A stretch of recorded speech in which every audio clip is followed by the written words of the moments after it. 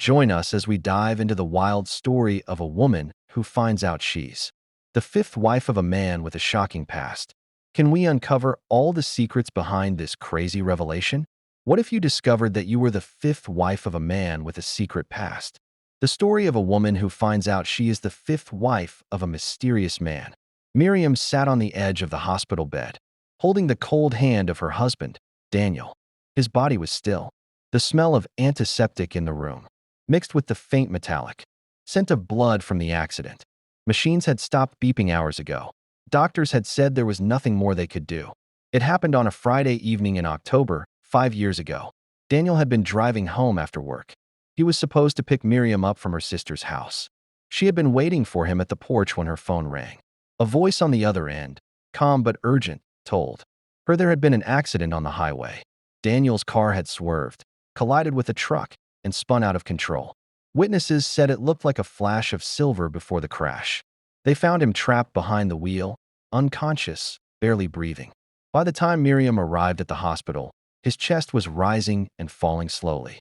She had whispered his name again and again, telling him she was there. But at dawn, his breathing stopped. The nurse switched off the monitor. The sound of silence that followed was louder than any scream. The funeral was a blur. Miriam remembered people in black, the smell of damp earth, and the way the coffin looked so small compared to the life he had lived.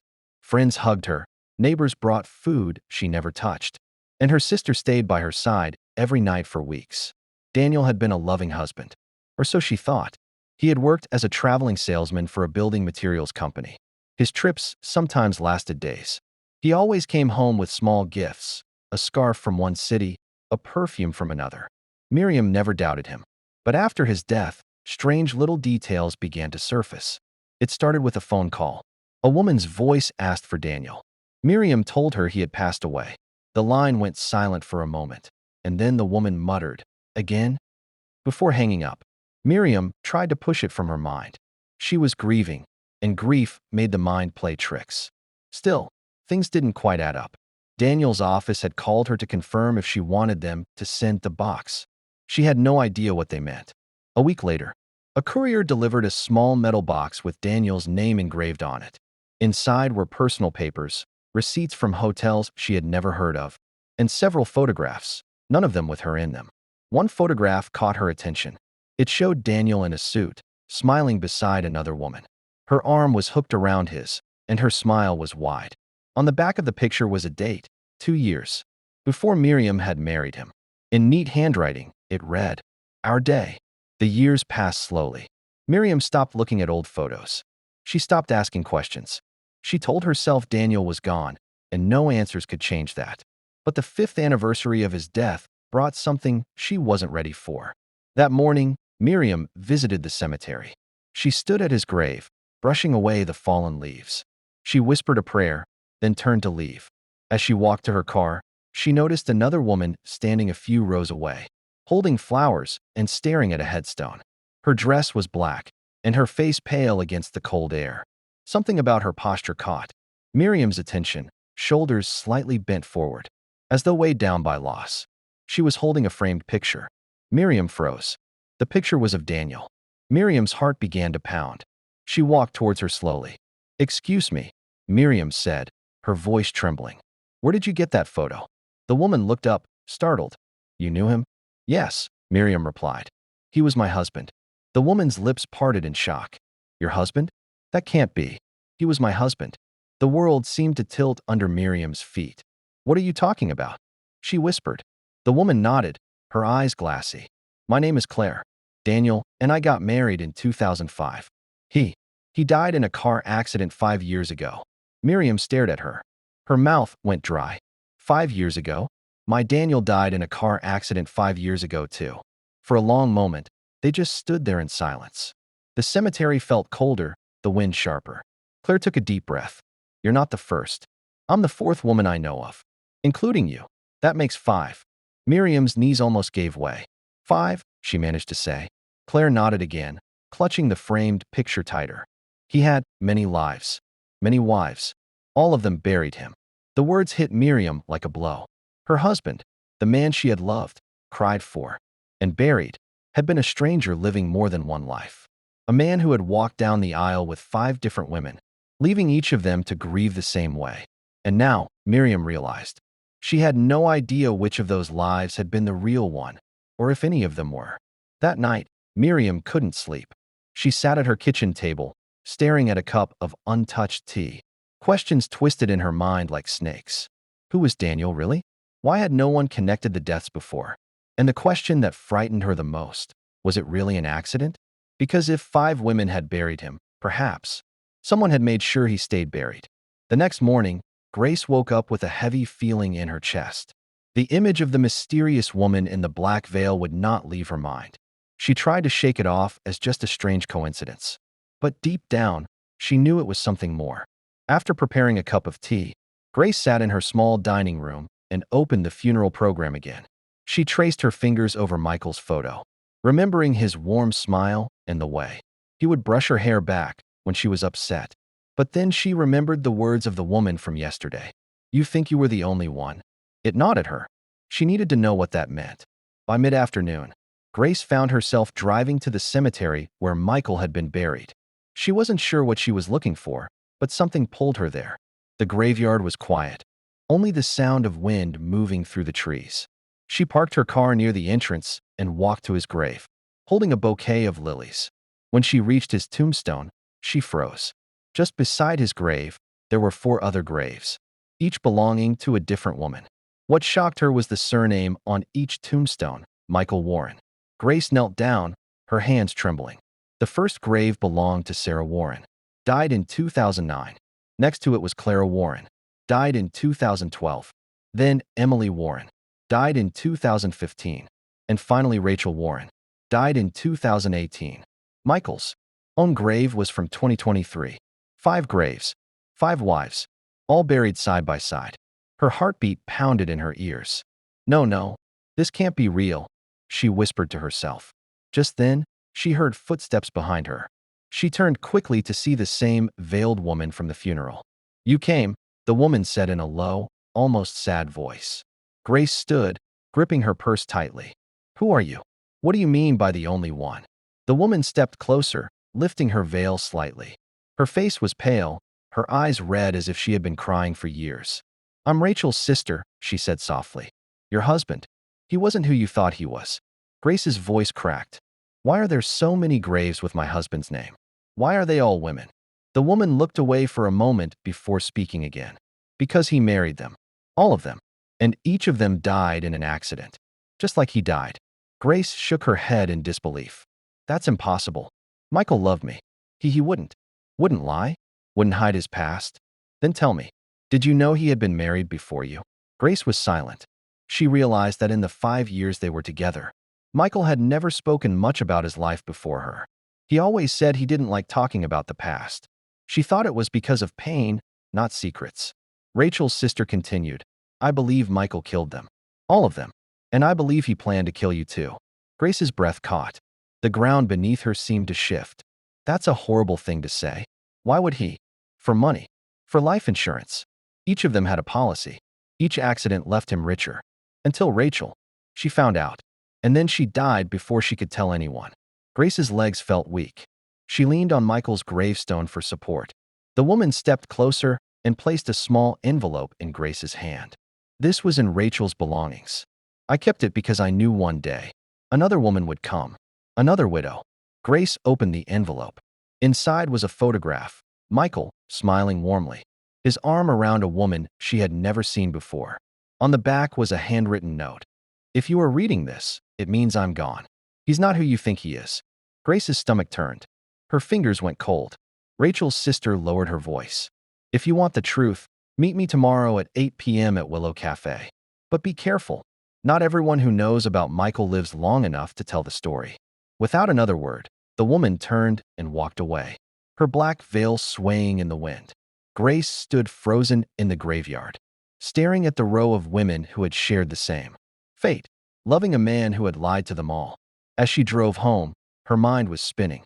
Could Michael really have been a serial husband? And possibly a killer? And if so, who else knew? That night, Grace couldn't sleep. She kept staring at the photograph from the envelope. The smile on Michael's face looked different now, not warm, but cold. calculating. By morning, she had made up her mind. She would meet Rachel's sister at Willow Cafe. But she had no idea that by stepping into this mystery, she was putting herself in more danger than she could imagine. The morning after the confrontation with Mrs. Evelyn Blake left Claire restless. She barely slept, replaying the woman's every word in her head. Evelyn's voice echoed, "He was my husband too." Claire stared at the ceiling, the early light creeping through the curtains. The details Evelyn gave were too precise to be a lie. Dates, places, even little quirks about Matthew, like how he hummed to himself when reading the newspaper, matched perfectly. But that only made it worse. If Evelyn was telling the truth, it meant Matthew had been living multiple lives at the same time. Claire's grief was now tangled with anger. The Matthew she buried 5 years ago was no longer the man she thought she knew. He wasn't just a victim of a tragic car accident. He was a man carrying a dangerous, complicated secret. By mid-morning, Claire was sitting in the quiet corner of her favorite cafe, her laptop open and a half-empty coffee cup beside it. She had decided to dig deeper. She started by searching Matthew's name in the public marriage and death records. It took some time, but after cross-referencing addresses, birth dates, and middle names, she found something that made her breath catch. Matthew Carter, her late husband, had been listed as spouse in 4 different marriage certificates, all within a span of 14 years. Each wife lived in a different city. Claire recognized her own name on the 4th certificate. The death records were even stranger. Each woman's certificate listed her as the surviving spouse. But only one, Claire's, mentioned his burial location. Her hands trembled. It didn't make sense. How could he be buried in her town if 3 other women also believed he died in their cities? Unless her phone buzzed. An unknown number flashed across the screen. "Hello," Claire answered cautiously. A woman's voice came through, soft but urgent. "Is this Claire Carter?" "Yes, who's this?" "My name is Jennifer Reeves. You don't know me, but I think we were both married to the same man." Claire's grip on the phone tightened. "Matthew Carter?" "Yes." The woman's voice cracked. "I was married to him 8 years ago. I buried him after a boating accident. But now I've been told you buried him 5 years ago. How is that possible?" Claire's heart pounded. This was the 3rd widow. She arranged to meet Jennifer the next day. Jennifer was tall, with striking gray eyes and a deliberate calmness. She carried a folder, thick with papers. They sat across from each other in the small cafe, both studying the other as though they were mirrors to a cruel truth. "I thought I was the only one," Jennifer began, sliding the folder toward Claire. Inside were photos of Matthew, smiling, holding hands with Jennifer, even standing next to a boat with the name Sea Whisper. "I found out about you through a private investigator," Jennifer continued. "After my husband died, I had questions. Too many things didn't add up. No body was ever recovered from the accident. Just a watch and his wallet." Claire's mind flashed back to the night of Matthew's car accident. She remembered the closed casket. The coroner had said his body was too damaged to be viewed. "Do you think?" Claire's voice faltered. "Do you think he's still alive?" Jennifer's eyes darkened. "I think Matthew Carter has been faking his death, and I think he's done it more than once." They decided to pool their information. Jennifer's investigator had traced Matthew's financial records and found multiple bank accounts under different names, all funneling into a single offshore account. There were also records of expensive insurance payouts after each death. The pieces began to fit together. Matthew would marry a woman, stage his death in an accident, and leave her to collect life insurance money. But somewhere in the process, he would also claim his own share, using false identities to move funds overseas. It was a dangerous, calculated scheme, but Claire still couldn't understand why she was finding out only now. 5 years later, if he was alive, why hadn't he tried to run the same con again? Or had he? Jennifer had one more revelation. "You're not the 4th," she said quietly. "There's another. A woman named Victoria Allen. She buried him in a mountain hiking accident nearly 15 years ago." Claire's stomach turned. That made 4 women: Evelyn, Jennifer, Victoria, and herself. And then Jennifer leaned in, her voice barely above a whisper. "There's a 5th woman, Claire. But she's not just a widow. She's missing. And the police think she didn't just disappear." By the time Claire left the cafe, the cold evening air felt heavier. She now knew she wasn't the only victim. She was part of a dark pattern. The 5th woman's name echoed in her mind. Even though Jennifer hadn't shared it yet, Something told Claire that the missing woman's case held the key to the whole truth about Matthew. The truth was, she wasn't sure she wanted to find out. Because if Matthew was alive, she had no idea what he might do to keep his secrets buried. The next morning, Clara woke up with a heavy heart. She had barely slept the night before. The faces of the four widows haunted her dreams. Each of them had buried the same man she had buried, her Daniel. Her hands shook as she poured herself a cup of coffee. The quiet of the house felt like a trap. She needed answers, and she needed them fast. If what those women said was true, Daniel had been living a life full of lies. She opened her small notebook and wrote down the names and addresses she had gathered. Not all of them had been willing to talk the day before. But one, Mrs. Grace Turner, had actually invited her to visit. Grace lived in a small town just 2 hours away. Clara decided she would go there today. She dressed in plain clothes, tied her hair back, and grabbed her car keys. The drive felt long. The road stretched ahead like it had no end. Clara kept replaying her memories of Daniel in her mind. She remembered the way he used to hold her hand when they crossed the street. The way he laughed when he told her about his dreams. Could all of it have been an act? When she reached Grace's neighborhood, the houses were small but well kept. She parked in front of a yellow one-story home with flower pots on the porch. Grace was already waiting outside. She looked to be in her late 40s, with sharp eyes that studied Clara as she approached. "You came," Grace said, her voice steady. "I had to," Clara replied. Grace led her inside. The living room was warm, filled with family photos. On the wall was a large framed picture of Grace and Daniel. Clara's stomach turned. "Sit down," Grace said, pouring tea. "I want to tell you everything." For the next hour, Grace spoke slowly, her eyes never leaving Clara's face. She told her how she met Daniel 15 years ago. He had been charming, kind, and quick to help with anything she needed. They married within a year. But one day, Daniel left for a business trip and never came back. She later heard he had died in a car accident in another state. But when she tried to claim his body, she was told the paperwork had already been signed by his wife. "That wife was not me," Grace said firmly. "And now I know, it wasn't you either. Not back then." Clara felt the room spinning. "So, he was married to you. And others?" At the same time, Grace nodded. "At least 5 of us. That man had a life in every corner of the country." They sat in silence for a moment before Grace leaned forward. "I think Daniel's death wasn't an accident. And I think one of his wives knows the truth." Clara felt a cold shiver run down her back. "Why do you say that?" "Because the police never told me where exactly the accident happened," Grace whispered. "But I found out from someone who works at the tow yard. The crash was in a deserted area. No witnesses, no camera footage, nothing. The car went off a cliff." Clara's mind raced.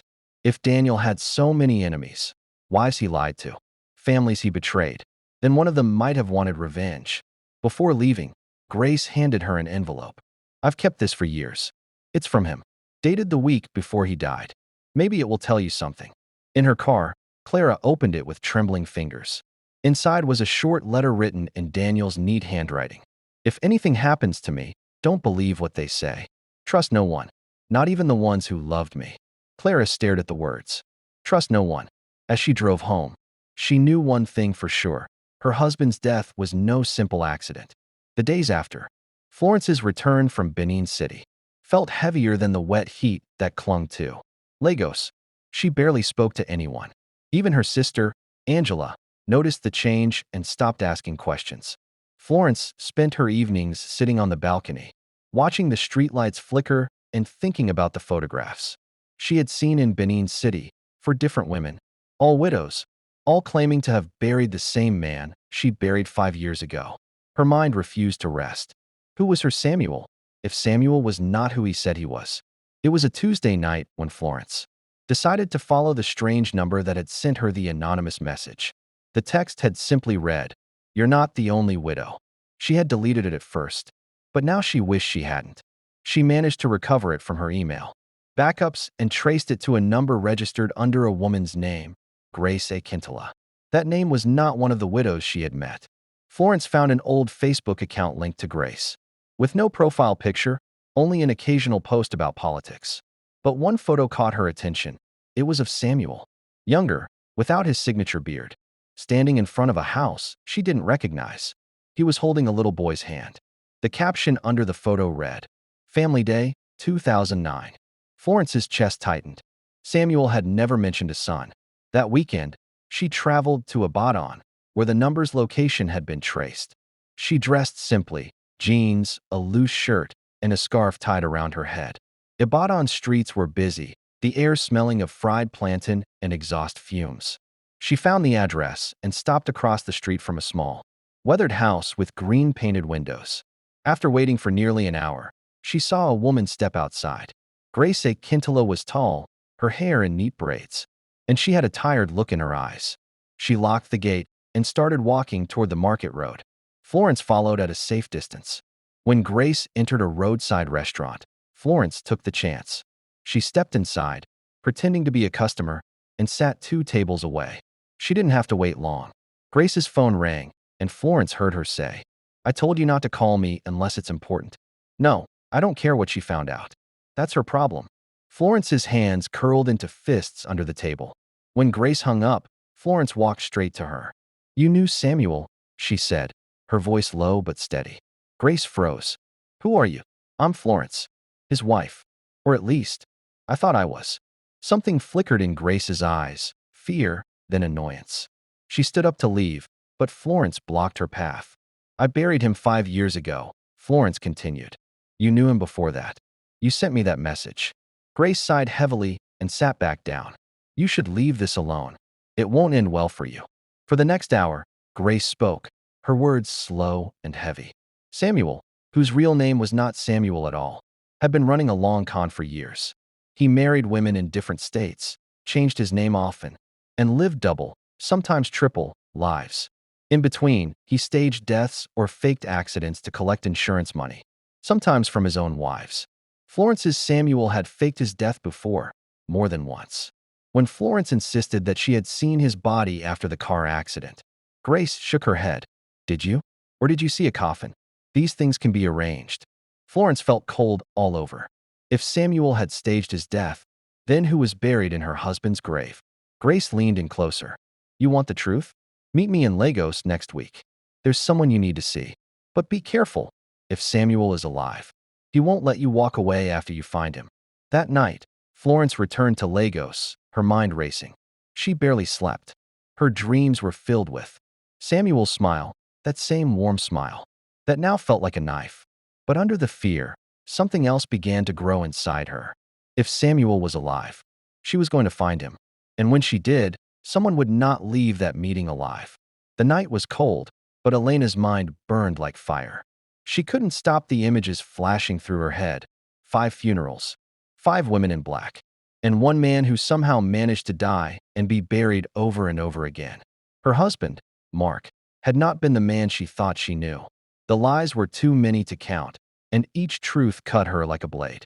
She had spent weeks collecting every piece of evidence, newspaper clippings, insurance documents, photographs from the other women's weddings. The more she dug, the more a dark, organized pattern appeared. Mark had been married to each woman under a different name. Each death happened in a way that made him seem like the perfect husband, who was taken too soon. Car accidents, voting mishaps, workplace incidents. Each time, the woman was left with grief and a large life insurance payout that was quietly collected by someone else. Elena realized that someone else had always been Mark himself. He had faked his deaths, disappeared for months, and then moved on to a new victim. But this time, something had gone wrong.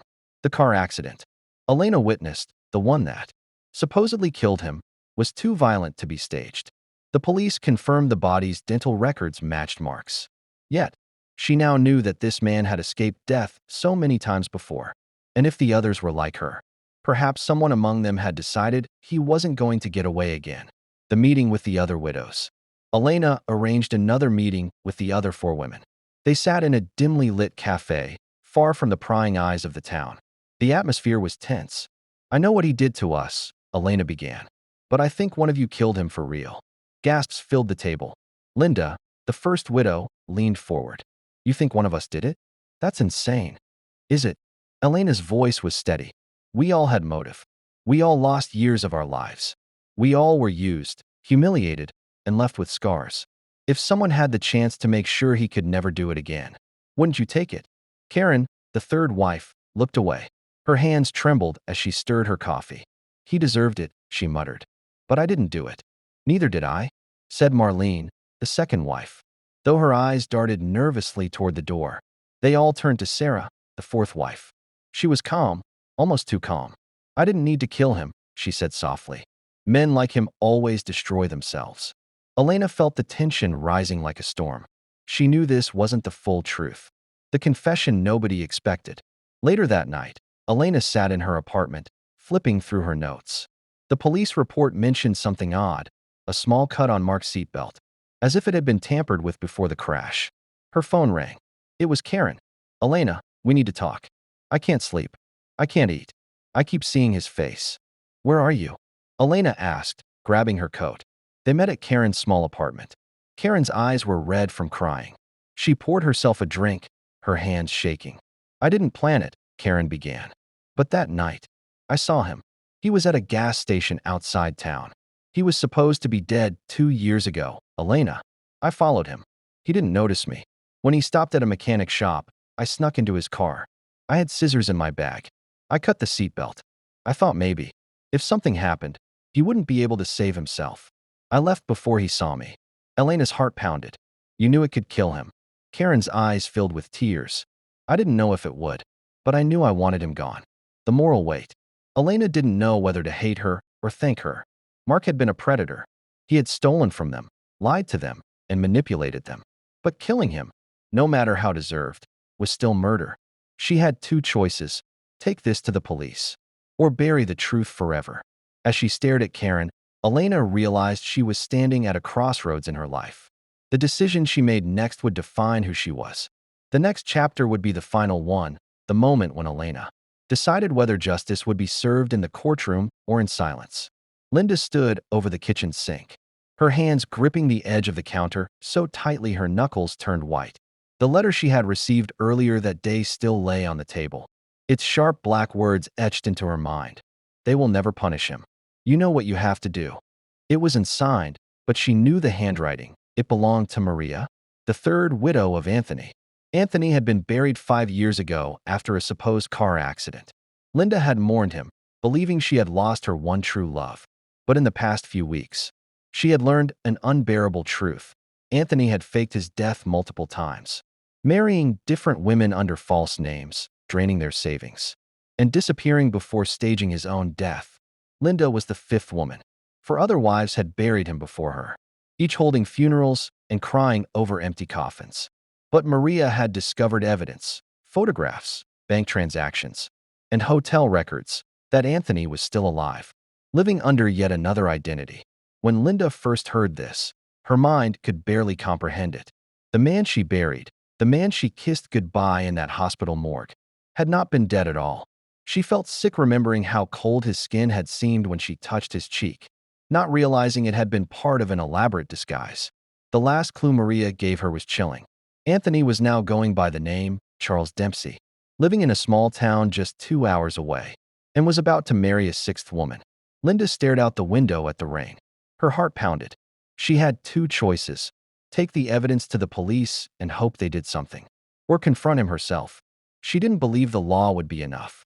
2 nights later, Linda drove to the small coastal town Maria had described. She parked across from a charming 2-story house with a white picket fence and yellow lights, glowing warmly inside. Through the living room window, she saw him, Anthony, or Charles, laughing, holding a wine glass, and leaning close to a young woman with long blonde hair. Linda's breath hitched. He looked exactly the same as when she last saw him. Charming smile, perfect suit, confident posture. But now, she didn't see the man she once loved. She saw a predator. Hours passed as she waited in the car. Eventually, the woman left in a taxi. Anthony came outside to smoke. Linda got out, pulling her coat tighter around her. Her footsteps crunched on the gravel driveway. He froze when he saw her. Linda. His voice carried a note of disbelief. What are you doing here? I should ask you the same thing, she said, her voice steady. Or should I call you Charles? Or maybe Richard, or Paul, or whatever name you used before me. He smirked, though his eyes darted nervously. I don't know what you've been told, but save it. She snapped. I buried you. I cried for you. And you've been out here living like nothing happened. His smirk faded. Look, Linda, things were complicated. I, you conned me. You conned all of us. His tone sharpened. You think you're the first to find out?